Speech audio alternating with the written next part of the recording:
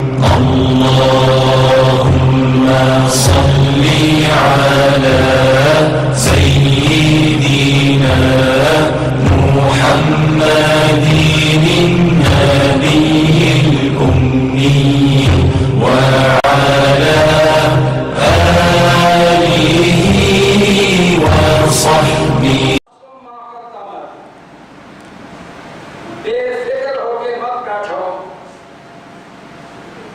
مستقبل میں پیش آمدہ خطرات کے لیے کچھ سامان اگر تمہارے پاس موجود ہیں تو اس کی حفاظت کرو، اور نہایت پریشانی کا لمحات جو آنے والے ہیں اس کو اللہ نے دور نہیں بتایا. وَلْتَنْظُرْ نَفْسٌ مَا قَدَّمَتْ لِغَدٍ کہہ کے آج اور کل، آج یہ دنیا ہے اور کل ہماری موت کے بعد کا عالم ہے. اسے ہم دنیا کی زندگی 100 سال گزار لیں، کم و بیش زیادہ گزاریں یا کم، مگر اللہ کے نزدیک یہ نہایت مختصر وقت ہے. اس مختصر وقت میں اپنی تمام ان تمناؤں کو سمیٹو جن تمناؤں کا آپ کو سامنا کرنا پڑے گا. قرآن مجید کے 28ویں پارے سورہ حشر کی یہ آیت نمبر 18 ہے جس کا ترجمہ آپ سن رہے تھے. وَاتَّقُوا اللَّهَ،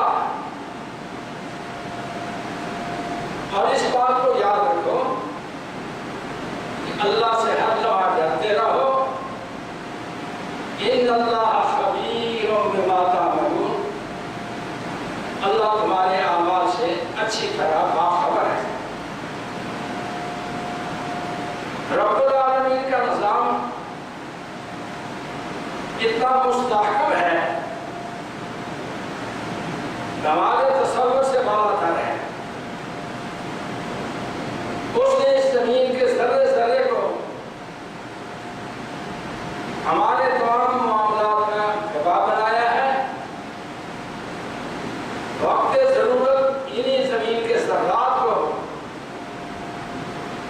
اللہ اپنے سامنے بطور گواہ پوچھے گا، اور اعمال انسان کے اس پر اچھے یا برے اسے دکھائی دیں. تقویٰ ایک ایسا شریعت کا حکم ہے، اللہ کا خوف. قرآن کی بہت سی آیات میں یہ حکم موجود ہے.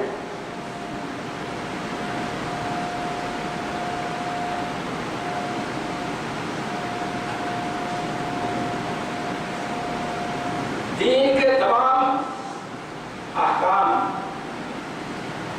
نماز، روزہ، حج، زکوٰۃ، حقوق اللہ، حقوق العباد،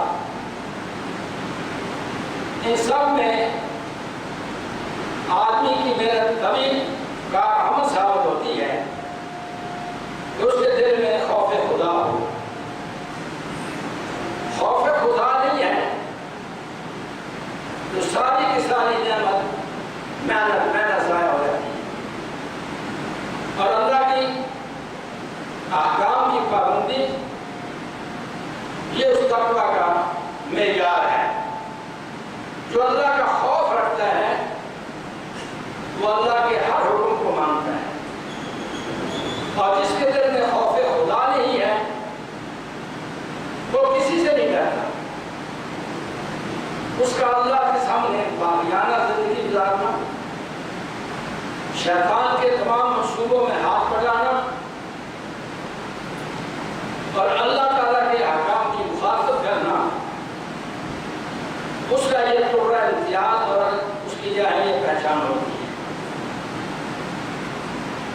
قرآن مجید نے اسی 28ویں پارے میں سورہ منافقون کے آخری رکوع کے شروع میں بھی اسی مضمون کو ذرا وضاحت بیان کیا ہے۔ یہ قرآن مجید کی سورہ منافقون جس میں رب العالمین نے اللہ کے نبی کے مخالف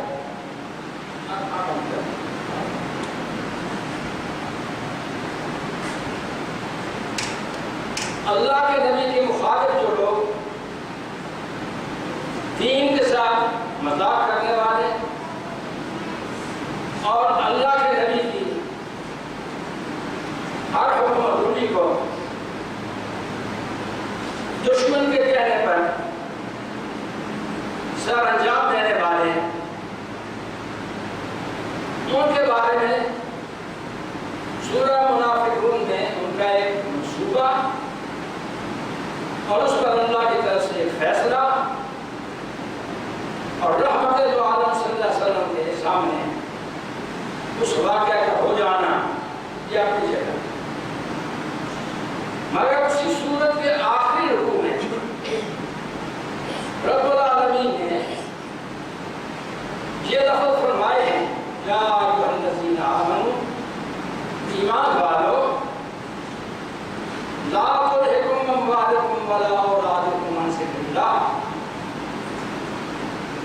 مال اولاد کی محبت میں اللہ کے ذکر سے غافل نہ ہو، تمہیں ہر وقت اللہ کے ذکر میں مصروف رہنا چاہیے۔ اگر تم نے شیطان کے داؤ میں آ کے اللہ کو یاد کرنا چھوڑ دیا تو نتیجہ یہ ہوگا کہ موت آنے پر یہ الفاظ تمہیں کہنا پڑیں گے۔ اور یہ قرآن مجید کی سورہ منافقون کی آیت نمبر 10 ہے۔ آیت نمبر 10 سورہ منافقون۔ اللہ کہتے ہیں ہم جب موت آتے ہیں نا تو موت سے کسی کو انکار تو نہیں ہے، کوئی انکار کرے بھی تو حقائق سامنے آ جاتے ہیں۔ بڑے سے بڑے دنیا دار بھی اور بڑے سے بڑے اہل علم بھی، بڑے سے بڑے نیک تر بھی، اللہ کے برگزیدہ انبیاء کرام بھی سب اسی راستے سے گزرے ہیں اور سب کو موت نے اس دنیا سے جدا کیا ہے۔ اب یہاں اللہ فرماتے ہیں دولت مند اللہ کی رضا کے لیے تو پیسہ خرچ کرتا نہیں، لیکن جب موت آتی ہے آنکھوں کے سامنے جھلک آتی ہے اللہ کے فرشتوں سے کچھ اس کے آثار نظر آتے ہیں تو اس وقت کے الفاظ کیا ہے؟ اللہ کہتے ہیں وَأَنفِقُوا مِمَّا رَزَقْنَاكُم مِّن قَبْلِ أَن يَأْتِيَ أَحَدَكُمُ الْمَوْتُ۔ مسلمانوں ہم تمہیں کہتے ہیں کہ یہ دولت موت کے آنے سے پہلے خرچوں کا فائدہ ہے۔ جب موت کے آثار شروع ہو جائیں، آپ اسپتال میں زیر علاج ہیں اور ڈاکٹروں نے آپ کو آکسیجن لگا دی اور آپ کے ورثاء کو یقین ہو چلا کہ یہ مہمان اب چند لمحات کا مہمان ہے، اس وقت تمہاری دنیا سے ہوتی ہے فَيَقُولُ رَبِّ لَوْلَا أَخَّرْتَنِي إِلَىٰ أَجَلٍ قَرِيبٍ۔ موت کو دیکھ کے کیا کہتا ہے؟ اللہ تھوڑا سا ٹائم دے دے، رب لولا أخرتنی، اللہ تھوڑی سی تاخیر کر دے، إِلَىٰ أَجَلٍ قَرِيبٍ، دور کا وقت ہے، تھوڑا سا ٹائم دے دے، جو مجھ سے یار کوتاہی ہوئی ہے، تیرا دیا ہوا مال میرے پاس موجود میرے سامنے غریب موجود تھے، مگر میرے دل میں کبھی ان پر ترس نہ آیا۔ آپ تھوڑا سا ٹائم دے، وَأَصْوَدَّكَ وَأَكُن مِّنَ الصَّالِحِينَ،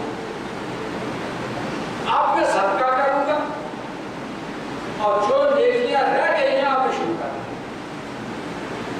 مگر یہ ٹائم موت کے وقت مہلت مانگنے والے کو ایک لمحہ کی مہلت نہیں ملے گی۔ یہ قرآن کی آیت نمبر 11 سورہ منافقون اور 28 کا پارہ، اس پر ذرا غور کریں۔ رب العالمین نے اپنا فیصلہ قرآن میں محفوظ کر کے عملی طور پر انسانوں کی زندگی میں اس کو جاری رکھے بتا دیا ہے کہ اللہ کا بتایا ہوا قائم وَلَن يُؤَخِّرَ اللَّهُ نَفْسًا إِذَا جَاءَ أَجَلُهَا، کسی نفس کو لمحہ بھر کا موقع نہیں ملتا جب اس کا ٹائم آ جاتا ہے، رہے اس کے اعمال واللہ خبیر بما تعملون، اللہ تمہارے اعمال سے باخبر ہے، وہ بے خبر نہیں ہے۔ رسول اللہ صلی اللہ علیہ وسلم سے سائل نے سوال کیا ایُّ الصدقہ افضل، ایُّ الصدقہ افضل، اللہ کے نبی افضل صدقہ کون سا ہوتا ہے؟ فَمَا أَنْتَ صَدَّقَ وَأَنْتَ صَحِيحٌ شَحِيحٌ تَخْشَى الْفَقْرَ وَتَأْمُلُ الْغِنَىٰ، جب تم تندرست کمائی کر رہے ہو، پیسے جمع کرنے کا شوق ہے، اس میں سے وہ خرچ ہو جائے تمہیں اس کے ختم ہونے کا اندیشہ ہوتا ہے۔ یہ 1000 روپے میرے جیب میں تھا، اس میں سے اب یہ ہاتھ لگ گیا ہے، اب اس 1000 کو پورا کرنا میری ذمہ داری ہے۔ 1,00,000 روپے میرے پاس تھا، یہ 1,00,000 روپے میں سے اب کچھ خرچ ہو گیا ہے، اس کو میں نے پورا کرنا ہے۔ آپ نے فرمایا ایسے لمحات میں پیسے سے پیار ہو اور مال کی کمی کا خطرہ ہو، ختم ہونے کا اندیشہ ہو، اس وقت اس مال سے اللہ کے راہ میں دینے افضل صدقہ ہے۔ وَلَا تُمْهِلْ، انتظار میں نہ لگے رہو کہ موت آئے فَتَقُولُ لِفُلَانٍ كَذَا لِفُلَانٍ كَذَا، اب یہ فلاں کو دے دینا، فلاں کو دے دینا۔ اب اسپتال کے سٹریچر پہ پڑا ہوا آدمی، آکسیجن لگی ہوئی، گھوڑا صاحب پوچھتے ہیں کوئی وصیت، کہتے ہاں ہمارے محلے میں مسجد بن رہی ہے، وہاں اتنا پیسہ دے دو، فلاں غریب میرا رشتہ دار ہے اس کو اتنے پیسے دے دو، فلاں میرا ایک دوست ہے اس کی اولاد بڑی مستحق ہے اس کو اتنا دے دو۔ فلاں وقت کان لفلان، تو کس بات پر ناز کرتا ہے؟ اب تیرے پیسے ہے ہی نہیں جو دوسروں کے ہیں، اب تو بانٹے تو کیوں بانٹے؟ تیرے نہیں ہیں، تیرے اس وقت تھے جب تیری تجوری میں تھے، تیرے بٹوے میں تھے، تیرے بینک بیلنس میں تھے، تیرے اپنے گھر کے اندر موجود تھے، وہ تیری دولت تھی۔ جب تو نے اس کو جمع کر کے محفوظ رکھا، اس وقت دیا نہیں ہے، اب تجھے یقین ہو گیا آکسیجن لگ گئی ہے، اب میرے تو مرنا ہی مرنا ہے، اب بیٹوں کی جائیداد بانٹ رہا ہے، بیٹوں کی جائیداد، بیٹیوں کی جائیداد بانٹ رہا ہے، بیوی کی جائیداد بانٹ رہا ہے، بھائیوں کی جائیداد بانٹ رہا ہے۔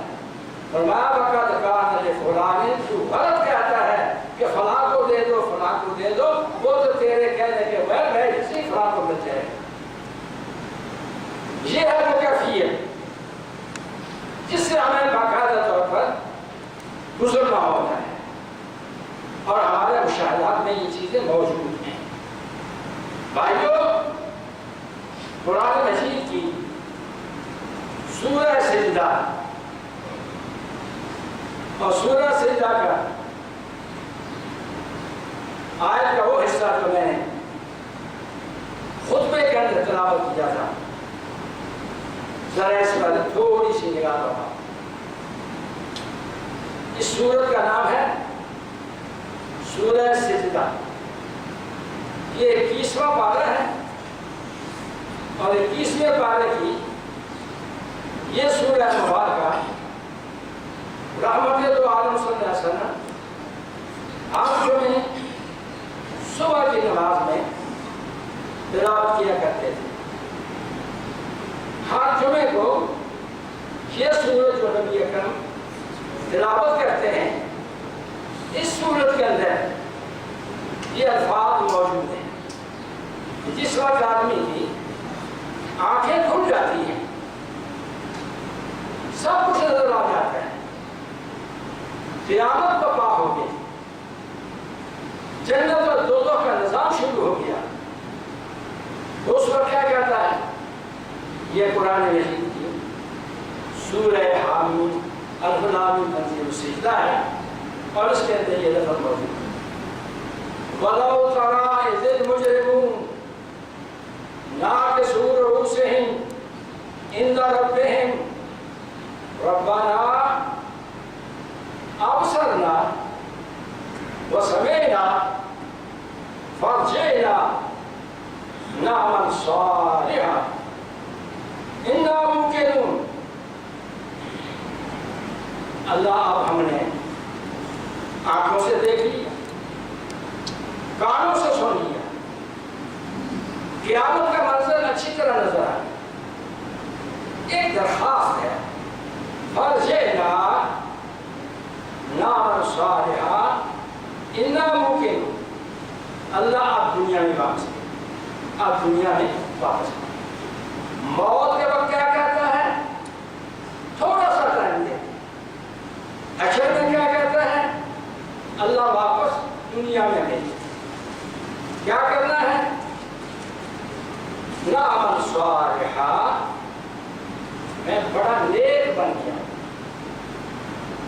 دنیا میں قرآن کی بات پر یقین نہیں آیا، نبیوں کی بات پر یقین نہیں آیا، امت کے علماء کی بیان پر یقین نہیں آیا، اب کہتے ہیں یقین آ گیا ہے۔ اِنَّا مُوقِنُونَ، اب ہمیں یقین ہو گیا ہے کہ یہ قیامت ہے۔ پہلے تو ہم اس کو مذاق ہی سمجھتے تھے، ہم سمجھتے تھے مولویوں کی ایک بات ہے، یہ جو اپنا بات سجانا ہوتا ہے تو بعد میں کہہ دیتے ہیں، کہاں قیامت؟ کوئی قیامت نہیں ہے۔ وہ جس قیامت کو جھوٹا کہتے تھے نا، اس قیامت کے منظر کو دیکھ کے منتیں کریں گے، فَارْجِعْنَا نَعْمَلْ صَالِحًا إِنَّا مُوقِنُونَ۔ اللہ کہتے ہیں وَلَوْ شِئْنَا لَآتَيْنَا كُلَّ نَفْسٍ هُدَاهَا وَلَٰكِنْ حَقَّ الْقَوْلُ مِنِّي لَأَمْلَأَنَّ جَهَنَّمَ مِنَ الْجِنَّةِ وَالنَّاسِ أَجْمَعِينَ۔ اب منظر آگے کی طرف بڑھنے کا ہے، پیچھے جانے کا نہیں ہے۔ آگے کیا ہے؟ جو کیا ہے اس کا نتیجہ، جو کیا ہے اس کا انعام، جو کیا ہے اس کا سزا۔ یہاں تو جزا و سزا کا دن ہے، عمل کا وقت تو گزر گیا،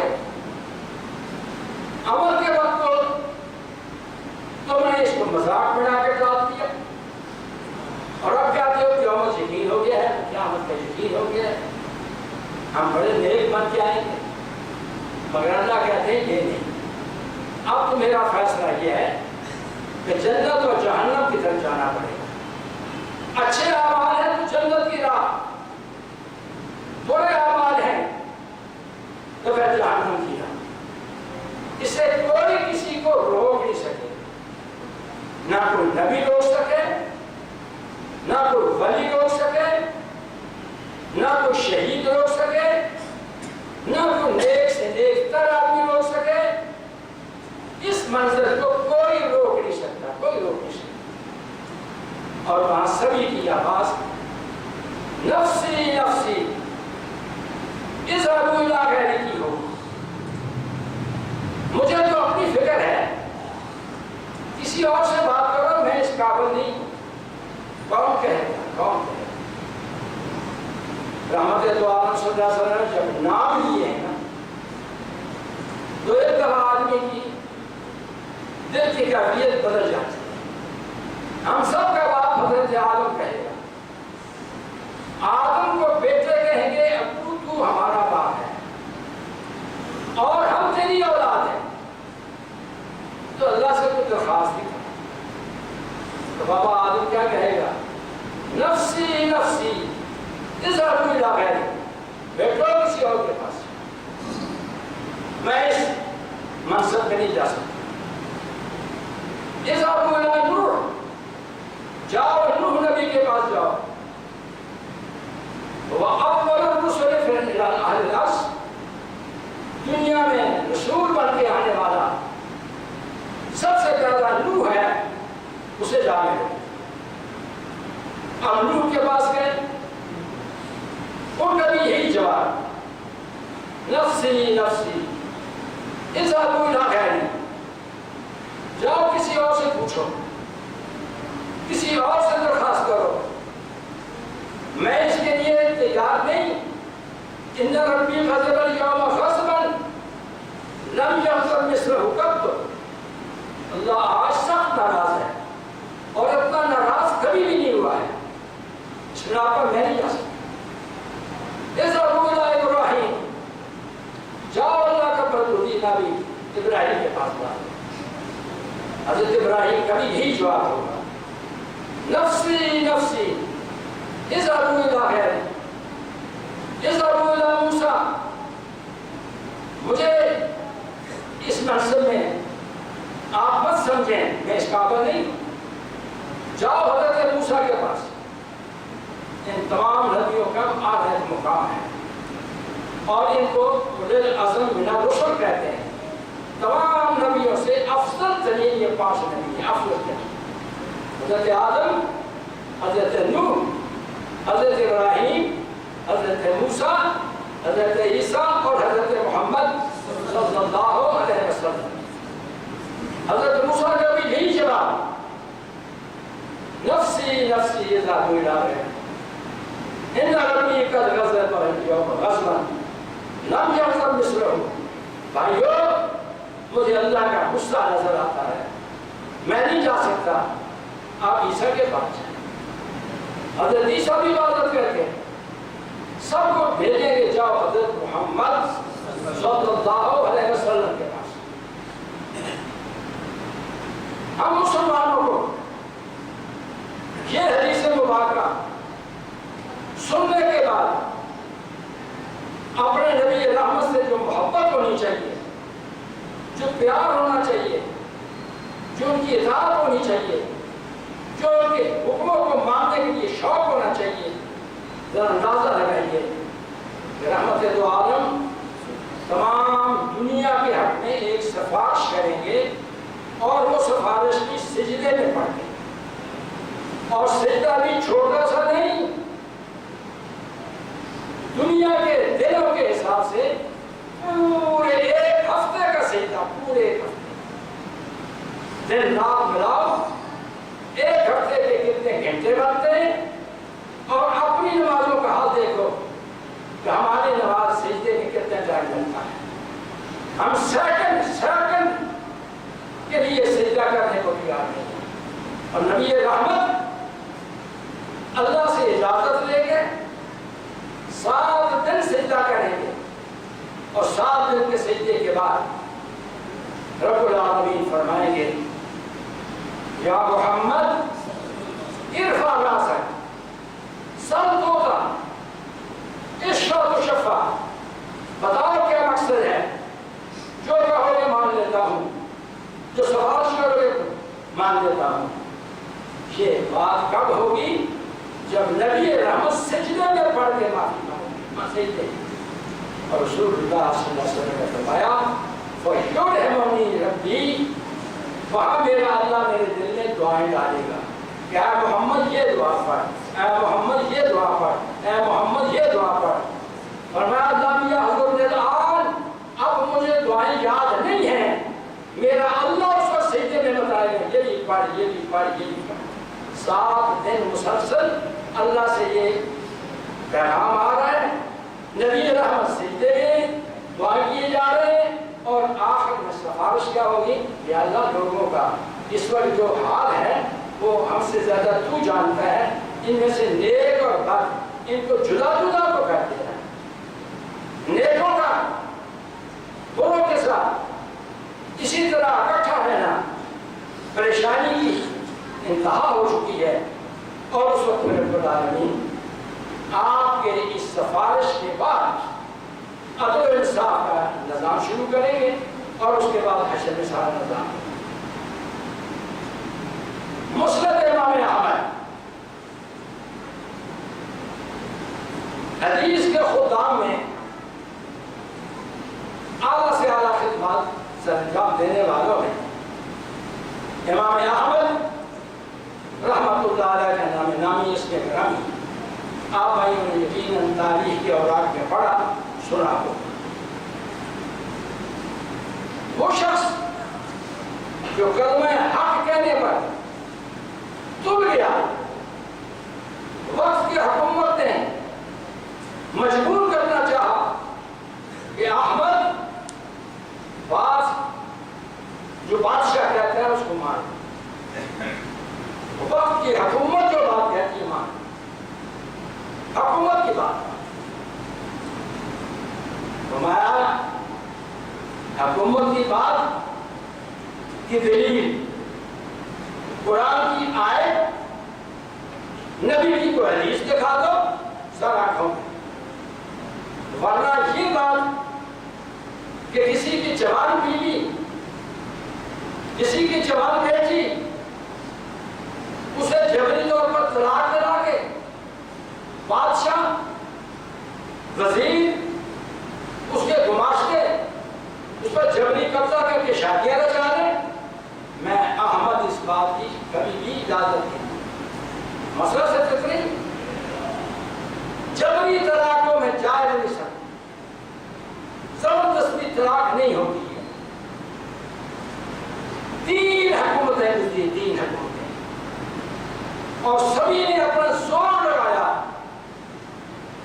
کہ امام احمد رحمت اللہ علیہ وہ اپنے اس فتوے کو واپس لے لے، اور سارے مولوی جدھر گئے سارے مولوی گئے، یہ بھی ساتھ ہو گئے، مگر امام احمد اس بات پر تیار تھا، اس بات پر تیار نہیں،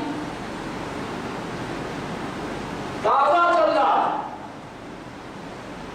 جیل سے نکال کے بس عام لا کے کوڑے برساتے ہیں ان کی پیٹھ پر، کوڑے برساتے ہیں۔ کیا جرم ہے؟